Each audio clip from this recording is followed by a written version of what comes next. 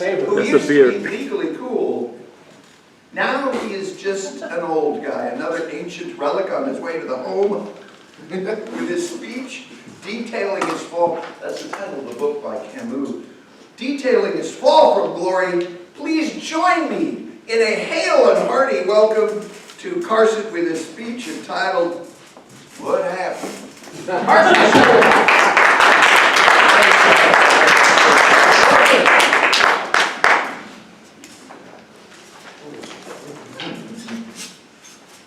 Back when I had hair, not Sean hair, but still, I was living on a boat in the Keys. I was playing in tiki bar bands, Florida Straits band playing Sloppy Joe's, teaching scuba diving during the day. It was everything I ever wanted. Cut to a dark, dank tunnel underneath the East-West Expressway, toll plaza, cars rumbling by overhead, dark tunnel, flickering lights, pipes filled with 20 years worth of oozing highway goo, and in the middle of this Orwellian nightmare was a computer in a weatherproof box that I had to fix. How did I go from the sun-drenched troubadour to the cesspool of the computer world? One word. Children. Fellow Toastmasters and guests. It started with the girl, Allie, that I'm not going to change, man. I'm cool. I'm going to stay like this. Kids aren't going to change me. Well, I was right. One kid didn't change me. 17 months later, I got another kid. And my life ended like a train wreck. The two kids in diapers at the same time. The car payment was less than the diaper bill. We stopped at 2. You know why we stopped at 2 kids? We didn't want 3. Life as I knew it had ended. I was a rocker. I was in a band, played Led Zeppelin. We come from the land of the ice and snow and the midnight sun where the hot springs flow, yeah. And now the sun did not shine, it was too wet to play, so we sat in the house all that cold, cold, wet day. I sat there with you, and I said, now I wish we had something to do, too wet to go out, too cold to play ball, so we sat in the house, we did nothing at all. And I really can do the whole thing. The second child. By that time, my wife's clothes, the maternity clothes, were her regular clothes.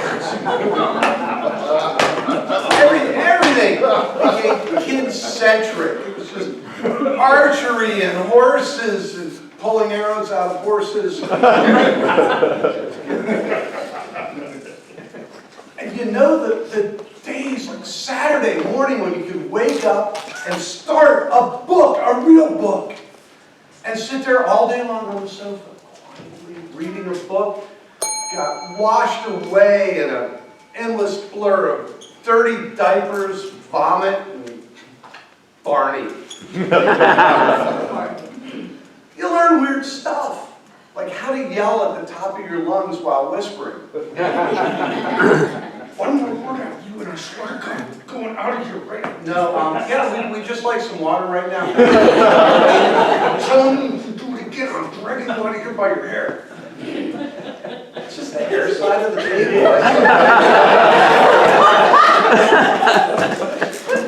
Tell people that we live in Christmas, and you can see their faces. 2 kids in Christmas. I'll bet it's like those PBS specials on Appalachia. You know, 2 kids, barefoot, dirty, bib overalls with a shotgun and a squirrel. You getting off my property before I count to 10, 12, 8,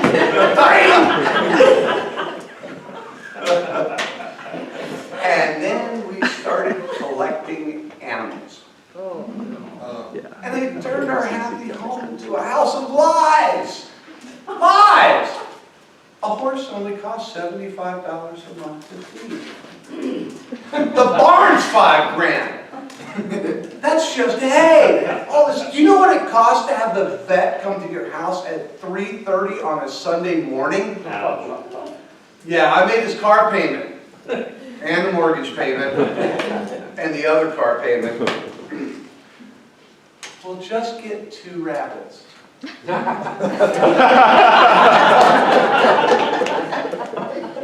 2, 4, 8, 16. My kids learn multiplication just by watching. The farm is tolerable. The teenagers, at least manure will work with you. There's no subject on which my daughter is not an expert. I was the president of Orange County 4-H for 20 years. Long story, I'm not doing a speech on it. And I had my daughter enroll in the Ambassadors Club, which is their public speaking club, when she was 9. Because I said, oh, you gotta learn how to speak. And now it's like arguing with a mirror. Speakers, you want your kids to speak, and then you wish they had no voice. And the boy isn't any better. Anybody here ever seen the movie Major Payne? Great movie. Great movie. And we're at church one Sunday. I used to run the soundboard at church. And they said, does anyone here know the story of the little engine that could? And my son goes, I know it! Oh, no. Sandy gets up and goes, once there was a little engine that could, and he was carrying high explosives and a nuclear payload over the bridge to relieve the forces that were beleaguered, and even when they came on the train and they ripped out the conductor's eyes, and everything, stop, stop, stop! And he goes, yeah, that's the Shaffer boy. All in all, it's been quite a ride, filled with love and laughter, and I'm completely broke. I used to be cool. Now I'm just a parent. Mr. Toastmasters.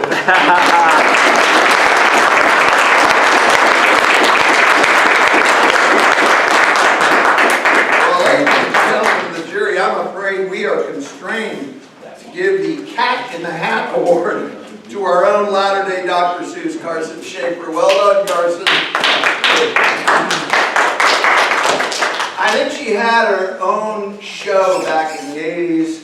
Our next speaker is Toastmaster Allie Aldabute, and she will be presenting a speech titled, Why Diets Are Failing Us. Now, she chose this topic because of her passion for helping people feel their best and gain more vitality in life. Folks, you really are going to eat this up. Let's give Allie Aldabute.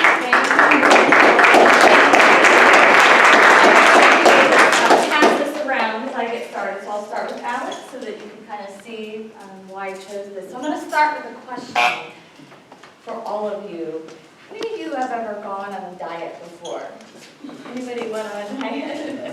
How did it work out for you? Crazy thing, 90% of the time we gain all the way back. Isn't that fascinating? So I was the type of person growing up that I could eat and eat and eat and eat, and I never gained a pound. It was a blessing. And then something happened as I started having children. Baby 1, baby 2, the weight came off, but baby 3, I was like, what's going on? I had about 20 pounds extra. And then baby 4 was 50 pounds. And I found myself in a place where I felt trapped in my body. I had lost my vitality, I lost my confidence. And I hit a point where I said, I've got to do something. It was more than an innuendo. I knew I had to be a great example for my children. My father passed away when he was 51 of health issues. He had cancer for 10 years. And I knew if I continued down the path, because not only did I have extra weight, but I had allergies, I had sinus problems, I had thyroid issues. I knew I had to make a change. So, what do when we go on a diet? What is the advice that everyone says? Get a gym membership, cut your calories. So I did it. I got a gym membership. I went every morning. I was on that elliptical, burning hundreds of calories. 6 weeks later, I stepped on the scale. I had lost 1 pound. Everybody says it's calories in, calories out. Gyms have doubled. 1990 to 2000, double the gyms. Guess what else doubled? Obesity. There's more to this than calories in, calories out. There are so many people frustrated by this. They go to the doctor, they're given this plan. Guess what cycle happens? You start, you're excited. Your body does respond. You may lose 10 or 15 pounds. Then guess what happens? Plateau. You're like, it's not working anymore. Stop what you're doing. Just go back. Guess what? You gain it back. Awesome. Yay. I was in that cycle for about 10 years. And I thought, I'm never going to be that girl. I'm never going to be out in my bathing suit. I'm not going to have the energy to play with my kids. It really was defeated. I thought there was just something wrong with me. Well, I went on a search, and I was like, I'm going to try something else, because this calories in, calories out is not working. What I found, there's 3 main things that I narrowed it down to. 3 things that diets don't address. It's not our fault. Diets are failing us. We are not failing. Number 1 is malnutrition. And I'm going to say it that way because it's going to be shocking to all of you. Or it can be nutritional deficiency. Number 2 is toxicity. And number 3 is stress. So I'm going to start with malnutrition. You guys will look around and say, this girl is crazy. We have the biggest society ever. How could we be malnourished? We are. We're malnourished. We're overfed and undernourished. When you go to a fast food restaurant or eat empty calories, guess what? You're hungry. You ever notice that? That kind of Taco Bell, you know? You go. I have to be appropriate, Carmelo, but you go and then have a moment and you're hungry again. So we are now, and let me give you an example. 2007, UCLA did a study on our food. Spinach, the 1950s. 1 bowl of spinach could give you all of the iron you needed for a day. Today, 50. Anybody out there eating 50 bowls of spinach? That's the problem. You cannot, our stomachs aren't big enough to get all of the nutrition that we need. So we're left hungry. So when I found I was actually giving my body what it needed, I really wasn't hungry. The second thing was toxicity. We all are hearing about this now, right? Toxins in the soil, toxins in the water, toxins in the air. Did you know a newborn baby, when they test their blood, has 200 toxins in their body? They haven't even had their first breath. 200 toxins. You may say, well, what does toxins have to do with being overweight? Guess where your body stores toxins? Guess where the safe haven is for toxins? Fat. The only place the body can store it, otherwise it has to go to the organs. And the body's like, I'm not going to put these toxins in the organs. Guess what it does to your organs? Your organs stop functioning. So what happens when we go on these, I won't name them, these really crazy diets? Your body dumps the fat, similar to The Biggest Loser. Your body says, okay, I've dumped this fat, I still have all these toxins. What am I going to do? Am I going to destroy my organs, or am I going to put more fat on? What does it do?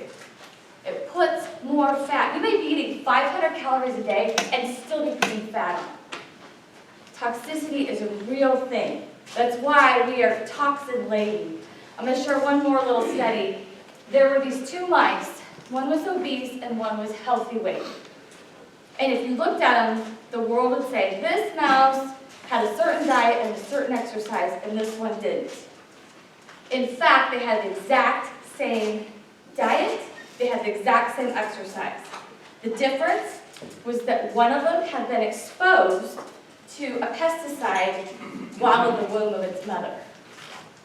That one factor alone caused the difference of them to, show a different lifestyle. It looked like one had eaten more and had no exercise. It wasn't true. It was all because of toxins. Third thing, stress. Anybody relate? Anybody have any stress? I know we all come here and probably have no stress, right? How do we handle stress? Coffee, exercise, whatever it is. So handling stress through minerals, because we're not getting the minerals. Stress could cause us to be acidic.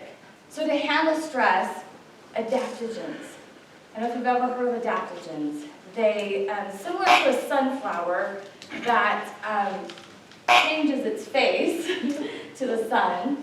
So I will leave you with one quote from Jim Rohn. You have one body to live in. Take care of it. Thank you.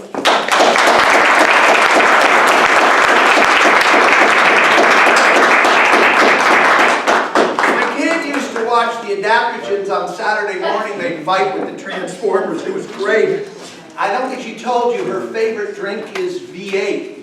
Because then together it's Allie V8. All the toxins are. Our master evaluator, ladies and